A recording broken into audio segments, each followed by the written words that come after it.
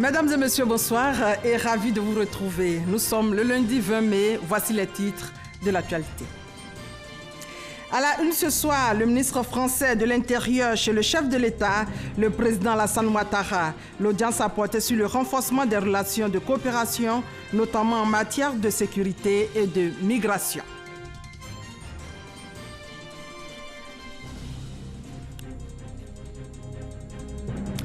La couverture maladie universelle entre dans sa phase active à partir du 1er octobre prochain, mais avant la signature de conventions au Premier ministère entre les pharmaciens et la nouvelle PSP de Côte d'Ivoire, des conventions dans le cadre du démarrage de la CMU, images et commentaires dans quelques instants.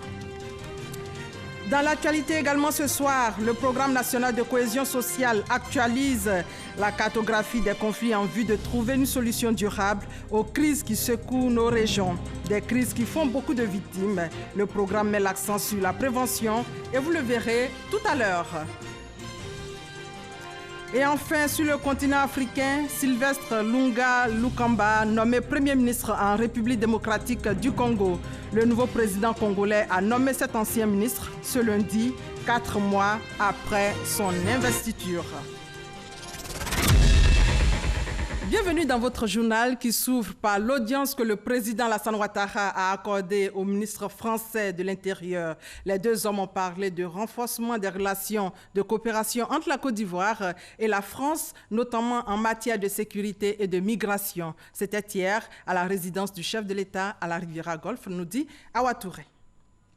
Le ministre français de l'Intérieur, Christophe Castanet, à Abidjan, dans le cadre d'une mini-tournée dans la sous-région ouest-africaine, est venu réaffirmer le soutien de la France à la Côte d'Ivoire et au président de la République, Alassane Ouattara. L'occasion aussi d'évoquer avec le chef de l'État les relations de coopération entre les deux pays, notamment dans les domaines de la lutte contre le terrorisme, les différentes formes de criminalité et la migration irrégulière.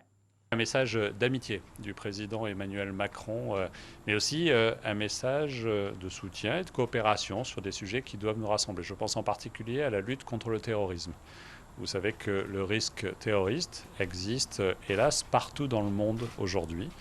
Il a frappé il y a encore quelques semaines en France. Il a frappé aussi la Côte d'Ivoire. Ce risque est présent en Afrique et il nous faut, sur ces sujets, améliorer encore et toujours d'abord nos coopérations en matière de renseignement et puis ensuite nos coopérations en matière de lutte contre ce risque-là. Plus globalement, nous avons abordé aussi les différentes formes de criminalité et la volonté de combattre activement les passeurs en matière migratoire, les passeurs et les trafiquants en matière d'armes et autres sujets sur lesquels nous devons être totalement mobilisés.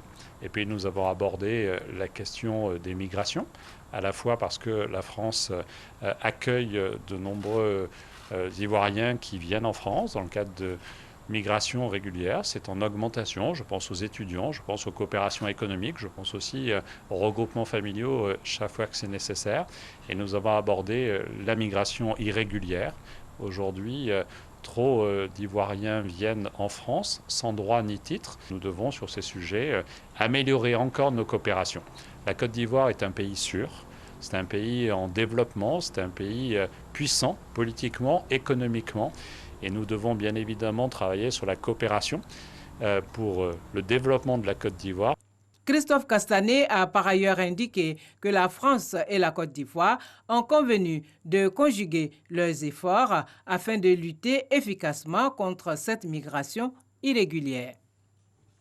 Et toujours dans le même élan, ce même lundi, au niveau de la Défense, le ministre d'État Ahmed Bakayoko et le ministre français de l'Intérieur, en visite de travail à Abidjan, signaient un protocole d'accord portant sur la mise en place d'un comité de pilotage de la prochaine Académie internationale de lutte contre le terrorisme.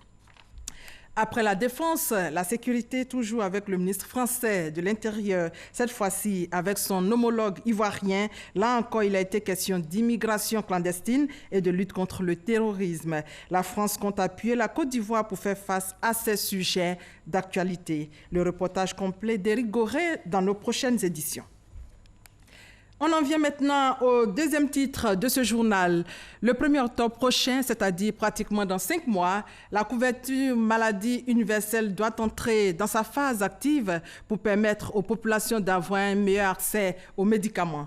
Mais avant de lancer le programme, la profession pharmaceutique et la nouvelle PSP Côte d'Ivoire ont signé 2 conventions ce lundi à la primature. Alexis Ouedraogo revient sur ces conventions dans les détails. Dans moins de 6 mois, la couverture maladie universelle entrera dans sa phase active. Et pour qu'au-delà des soins, les médicaments soient accessibles et de bonne qualité, les pharmaciens s'associent au processus.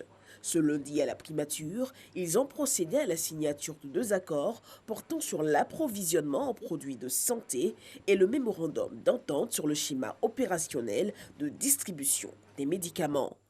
La mise en œuvre effective de ces accords contribuera dans la phase de généralisation progressive à mettre à disposition des assurés CMU des médicaments efficaces, moins chers et de manière continue. C'est la première fois que de tels partenariats sont signés et cela témoigne de la ferme volonté des pharmaciens de Côte d'Ivoire d'accompagner efficacement le projet de couverture maladie universelle. Déjà dès le 1er juillet, les cotisations devraient démarrer pour roder la machine. Avec l'enrôlement, la carte d'un assuré ne sera plus la carte de tout le village. La carte sera la carte de l'assuré, ce qui va permettre aux deniers que vous avez autorisés à transférer à la nouvelle PSP pour acheter les médicaments, permettre aux vrais bénéficiaires de bénéficier. Le Premier ministre Amadou Gon Coulibaly s'est voulu rassurant quant à la volonté toujours affichée du gouvernement d'améliorer les conditions de vie des populations. Le président de la République a décidé que l'année 2019 et l'année 2020 soient les années du social. Bien que depuis 2011, nous faisons beaucoup de social, mais que la priorité en termes de visibilité pour nos populations doit être portée sur le social en 2019 et en 2020. Et la couverture maladie universelle fait partie, je dirais, d'un élément phare de ce programme social. Et le chef de l'État a pris les décrets afférents qui instituent la cotisation à partir du 1er juillet 2019. Et pour rappel, comme vous le savez, c'est 1 000 francs CFA par personne et par mois. Et indiqué qu'à partir du 1er octobre 2019, les Ivoiriens qui seront assujettis à la couverture maladie universelle pourront bénéficier des dites prestations. Au terme de cette séance de travail, une autre avec le ministre des Sports, Paulin Danho, accompagnant une délégation chinoise. Également dans l'actualité ce jeudi, la 4e session internationale de réflexion et de défense qui se tient à Grand-Bassam. C'est une session de 5 jours et elle est organisée par le ministère de la Défense autour du thème « Les opérations de maintien de la paix en Afrique, forces africaines en attente ». Armée africaine, état des lieux et perspectives. 20 pays d'Afrique et d'Europe se sont retrouvés à Bassam pour débattre de la question. Qu'est-ce qu'on retient pour le moment de la première journée? Suivons le compte-rendu d'Abou Sanogo. La 4e édition de la session internationale de réflexion stratégique, activité majeure de l'Institut d'études stratégiques et de défense ouverte à Grand-Bassam.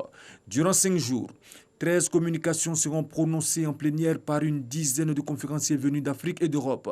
À cela s'ajoutent les travaux en comité qui permettront de pousser plus loin la réflexion et de faire des recommandations. Thème de cette session, les opérations de maintien de la paix en Afrique, forces africaines en attente, armées africaines, état des lieux et perspectives. La présente session est le lieu pour nos conférenciers et nos auditeurs de mettre en commun leurs compétences et de passer en revue leurs différentes expériences afin de faire des propositions concrètes et innovantes à l'Union africaine, à nos communautés économiques régionales et enfin à nos États dans le cadre de la projection de troupes sur les théâtres en période de crise. Cette rencontre est une initiative du ministre d'État, ministre de la Défense Ahmed Bakayoko, représenté par le général de division Kone Mambi, qui s'est félicité du thème de cette session. Cette session apparaît comme un cadre de partage d'expériences entre différents acteurs impliqués dans les opérations de maintien de la paix en Afrique et ailleurs. C'est aussi le lieu pour les différents acteurs de confronter leurs points de vue et de créer une synergie d'action dans les nouvelles orientations en matière de maintien de la paix sur le continent africain.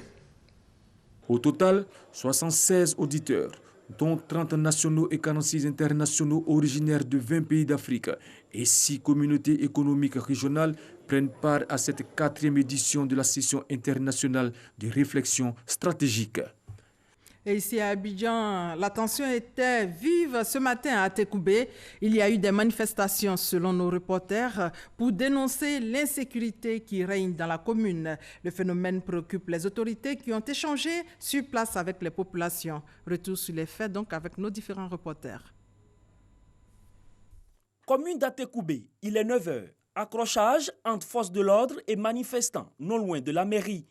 Les populations d'Atékoubé protestent contre l'insécurité dans leur commune. Elles revendiquent de meilleures conditions sécuritaires, notamment la réhabilitation du commissariat. L'objectif de cette marche, nous avons quelques points. Et le premier point, c'est le commissariat. Parce que notre commissariat n'est pas fini, ça empêche la police de travailler énormément. Le préfet d'Abidjan, Vincent Tohobi, rencontre les populations et les autorités religieuses de la commune. Le commissariat est en cours de construction. Parce qu'Atékoubé est important, ce n'est pas possible que vous restiez sans commissariat. Donc je suis venu avec toute la police demander qu'on aille parler aux jeunes. Après les doléances, Vincent Tohobi rassure les populations de la prise en compte de leurs revendications par le gouvernement. Le préfet s'est rendu au chevet des blessés, victimes des manifestations. Les populations satisfaites, le calme est revenu sur la commune d'Atékoubé. Il y a aussi le problème des conflits intercommunautaires qui secouent la Côte d'Ivoire. Qu'est-ce qui est à l'origine de ces conflits et comment les prévenir, comment aussi les éviter? En tout cas, des experts ont décidé d'aller au fond des choses pour trouver une solution durable au problème. Déjà, ils proposent la mise à jour de la cartographie des tensions. C'est le Programme national de cohésion sociale qui a initié la rencontre. Le point de la première journée avec Sidonie Davila. Le Programme national de cohésion sociale PNCS va se doter d'une nouvelle cartographie des conflits 4 ans après la mise en place de la première. La mise à jour de cet instrument marque une étape importante dans la résolution durable des tensions qui connaissent une résurgence ces dernières semaines. C'est pour cette raison qu'il apparaît nécessaire et urgent de disposer d'une cartographie nouvelle actualisée afin de mettre à la disposition des ministères, des institutions nationales et internationales, des organisations de la société civile et de l'ensemble des acteurs de paix et de cohésion sociale un support actualisé, pertinent et efficace. La cartographie, outil stratégique voie d'orientation pour le PNCS, verra son actualisation au bout de 3 jours de travaux avec la contribution de différents acteurs au cours de cet atelier organisé par le PNCS. Et nous travaillons avec l'ensemble des ministères techniques dont les missions ont un lien étroit avec les thématiques sur lesquelles nous travaillons. Si vous prenez par exemple le ministère de l'Agriculture qui a été invité, nous avons beaucoup de tensions foncières. Si vous regardez le ministère des Ressources qui est arrivé, nous avons des tensions liées à l'accès aux ressources en eau. Il y a des ONG aussi qui sont là, et également des corps préfectorales. Le PNUD est également présent à cet atelier pour accompagner le gouvernement dans sa quête de renforcer le mécanisme de paix dans le pays. En s'engageant donc aux côtés du ministère de la Solidarité, de la Cohésion sociale et de la lutte contre la pauvreté dans l'élaboration de la cartographie des conflits, qui regroupe toutes les données techniques sur les conflits recensés sur le territoire, le PNUD entend contribuer à un meilleur ciblage des interventions en matière de renforcement et de consolidation de la cohésion sociale au niveau local. Avec l'appui des partenaires, plusieurs actions de sensibilisation sont menées au quotidien sur le terrain pour rendre le climat paisible dans le pays. Une action que facilite la cartographie des conflits. En attendant, la nouvelle est bonne au plan économique. La bonne nouvelle concerne d'ailleurs les jeunes. La Banque mondiale annonce un nouveau financement de 60 milliards de francs CFA pour lutter contre le chômage. Reportage Kader Sogodogo. La politique d'insertion des jeunes menée par le gouvernement ivoirien vient de recevoir le satisfecit de la Banque mondiale. L'institution de Bretton Woods accorde un financement additionnel de 100 millions de dollars, exactement 60 milliards de francs CFA, à la Côte d'Ivoire. Cet argent servira à la pérennisation des acquis et l'amplification des résultats du projet Emploi Jeunes et Développement des compétences PGDEC. C'est justement à Yamoussoukro, au cours d'une visite de terrain, gouvernement ivoirien, Banque mondiale, aux bénéficiaires des projets urbains et ruraux financés par la Banque mondiale dans le cadre du PGDEC dans le district de Yamoussoukro, que l'annonce a été faite par le directeur des opérations de la Banque mondiale en Côte d'Ivoire. Ce projet-là, c'est la deuxième phase du projet PGDEC. Et d'ici les prochains 12 à 15 mois, la Banque mondiale va pouvoir un troisième financement pour ce projet à la hauteur de 60 milliards de francs CFA. Des jeunes conscients de cette opportunité d'être insérés dans le tissu socio-économique. J'aimerais remercier en tout cas toutes les personnes qui ont contribué à ce projet parce que grâce à eux, aujourd'hui, chacun de nous, nous sommes devenus indépendants. J'étais d'abord gérant de cabine. Donc ça fait 3 ans maintenant que je suis ici. Et je gère cette pâtisserie. Tout ce qui est dans la vitrine là, c'est mon domaine. Le gouvernement ivoirien, pour sa part, continuera ses efforts pour permettre à tous les jeunes de se prendre en charge. Et ça, c'est au regard donc, des résultats obtenus et nous prenons l'engagement donc, de continuer donc, à travailler pour que le projet réussisse et que les 60 milliards qui seront mobilisés en financement additionnel permettent donc de financer beaucoup de jeunes. Démarrée en 2011, la première phase du PGDEC a coûté 50 milliards de francs CFA avec 27 500 jeunes ciblés. En 2015 voyait le jour la phase 2 de 50 milliards de francs CFA, une phase 2 destinée à insérer 31 000 jeunes jusqu'en juin 2019. La phase additionnelle va durer certainement plus dans le temps et servira à beaucoup plus de jeunes. L'actualité, c'est aussi la décision que vient de prendre 8 pays du G5 Sahel pour veiller à la bonne santé des populations des États membres. C'était en marge de la 72e Assemblée mondiale de la santé. La Côte d'Ivoire est présente à ce rendez-vous mondial. Notre envoyé spécial à Genève, c'est Hamza Diaby. La santé des populations du G5 Sahel au cœur d'une rencontre entre les ministres de la Santé de 8 pays. Les 5 composant le G5 Sahel et la Côte d'Ivoire, le Sénégal et la France. La France, initiatrice de cette réunion qui a lieu à Genève en marge de la 72e Assemblée mondiale de la santé. Nous souhaitons travailler de façon très étroite avec les pays du G5 Sahel qui se sont beaucoup mobilisés ces dernières années pour améliorer la santé de leur population. Notamment, nous sommes tous convenus que la santé est une composante majeure de la sécurité et de la cohésion sociale dans tous les pays et qu'il faut renforcer la santé si l'on souhaite renforcer la stabilité. À l'issue des échanges, les ministres maliens et ivoiriens saluent l'initiative. C'est très intéressant de voir que la France essaie de mettre en place un mécanisme qui puisse nous permettre de travailler de façon plus étroite ensemble. Surtout voir comment on peut porter la déclaration du G7 et faire en sorte qu'il y ait une meilleure alliance autour des acteurs qui interviennent dans le Sahel, particulièrement que ce soit autour du G5. Mais ce qui ressortait, c'était des discussions plus approfondies autour de la question de la mise en place de nouvelles stratégies pour aller vers les populations les plus démunies. Au niveau de la Côte d'Ivoire, il s'agit notamment, je dirais même principalement, du problème des soins de santé primaires sur lesquels l'accent doit être mis pour pouvoir réduire la mortalité maternelle, néonatale et infantile. Et nous avons partagé donc avec nos collègues à l'occasion de cette rencontre le programme majeur du président de la République.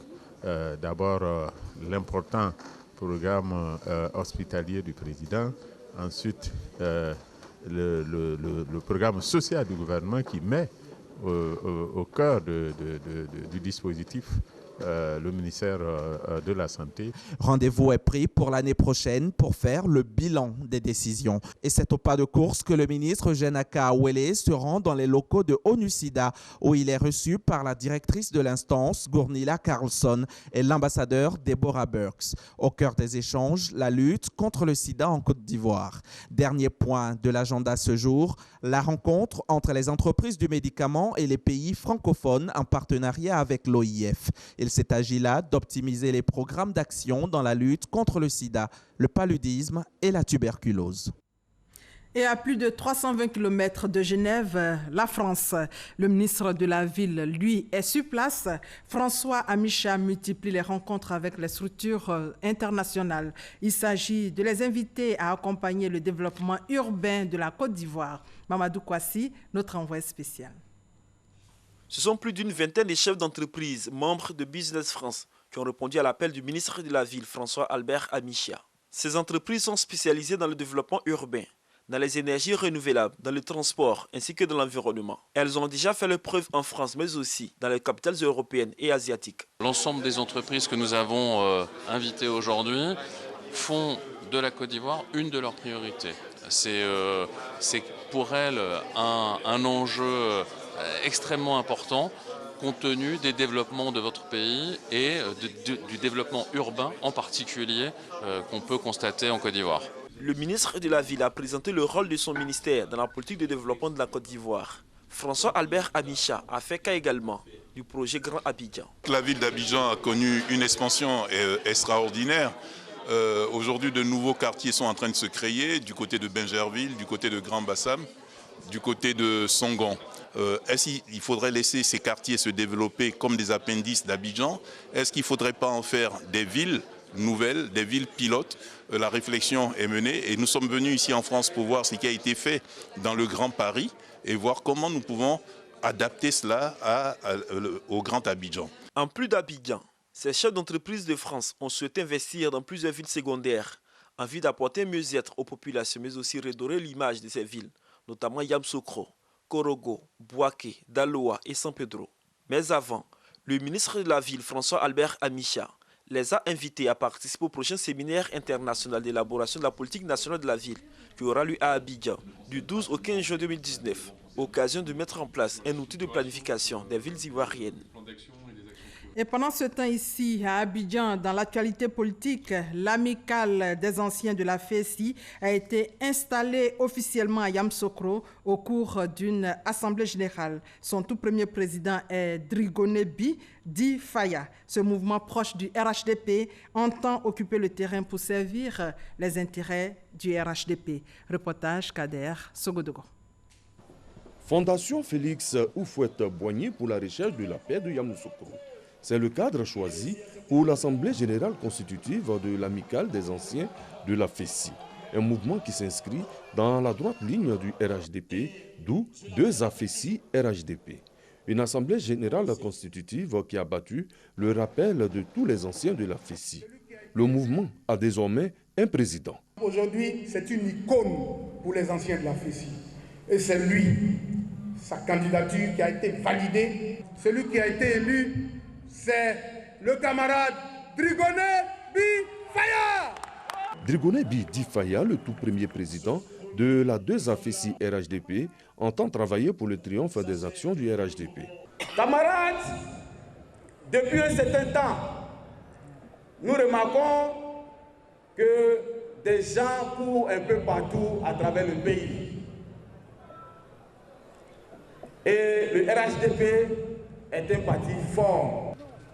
Nous les regardons depuis un certain temps et nous avons créé la 2AFESI RHDP pour mettre les gens à leur place. La 2AFESI RHDP pourra compter sur le soutien du RHDP. Allez rétablir l'histoire, allez rétablir la vérité. Partez, les gens vous attendent. Vous êtes ceux qu'on attendait depuis longtemps.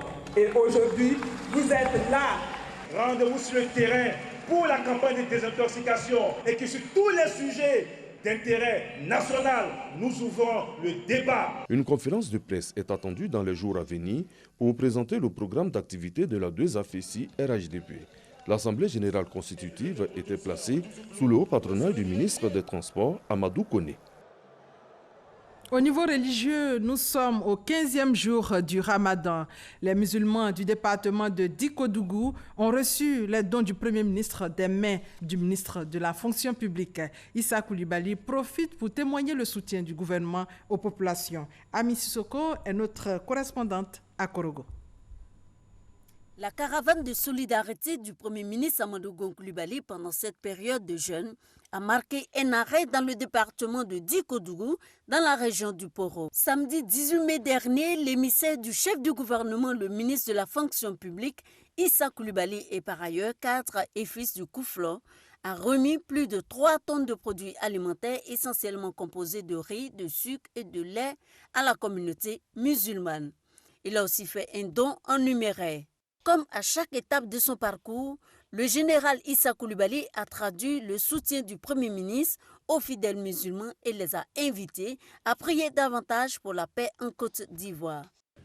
Au moment où je suis ici à Dikodougou, certains sont à Mbengue, d'autres sont à Korogo et d'autres encore à Sinematiali.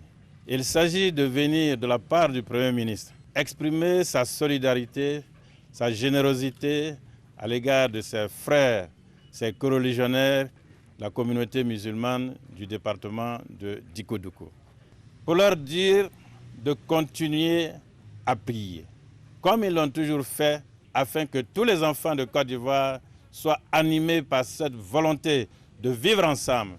L'imam de la grande mosquée de Dikodougou, Bamoro Keïta, a exprimé la gratitude des bénéficiaires à l'illustre donateur avant de faire des prières pour la paix et la cohésion sociale. Je remercie le gouvernement ivoirien, plus précisément le Premier ministre, pour le geste de générosité qu'il vient de poser. Donc la première des choses que nous faisons comme bénédiction après nos prières, c'est la paix.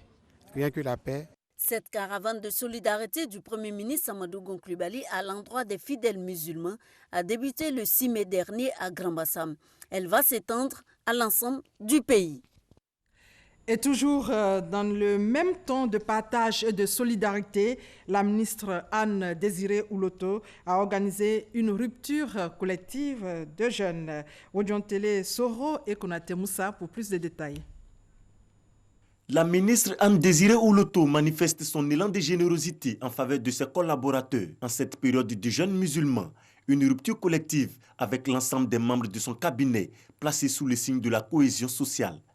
Le musulman va vers tout le monde, fait venir ses frères des autres religions et fait venir ses frères même non religieux.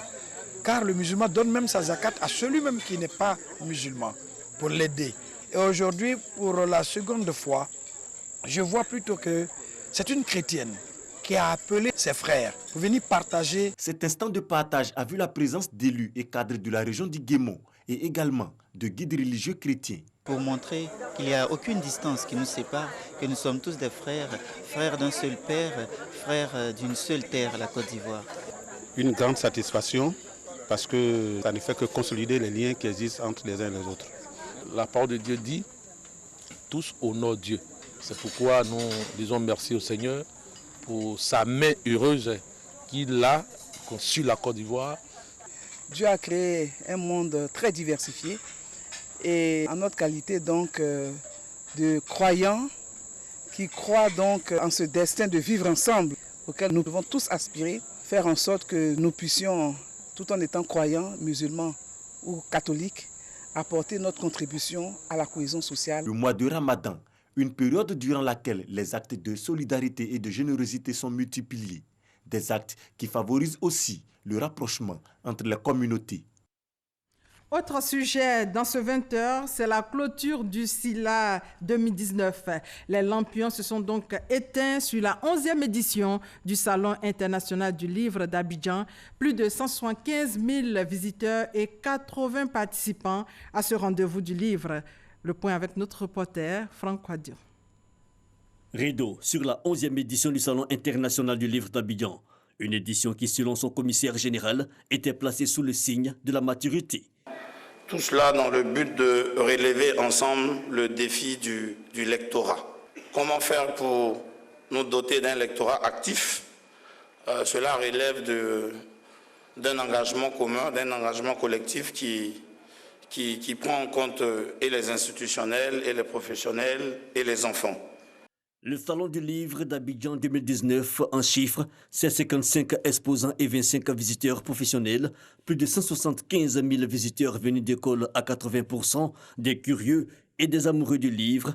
Au nom de la tutelle, le directeur du livre, représentant Maurice Badamon, a remercié les partenaires et rappelé le rôle stratégique et important que joue le livre dans la politique de développement culturel et éducatif en Côte d'Ivoire. Le Grand Prix Bernard Dadier, remporté par Armand Gauze, les meilleurs jeunes écrivains par Serge Agnisson et bien d'autres distinctions avec, en prime, la mise en lumière de l'auteur à l'honneur Véronique Tadjo Poétesse, un salon du livre riche en couleurs, de bon augure pour la 12e édition, l'année prochaine.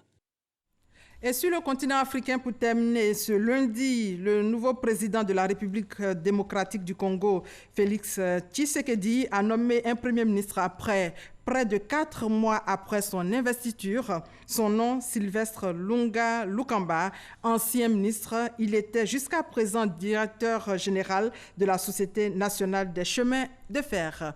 Et voilà, c'est la fin de ce 20h. Merci de votre fidélité. On se retrouve demain à la même heure.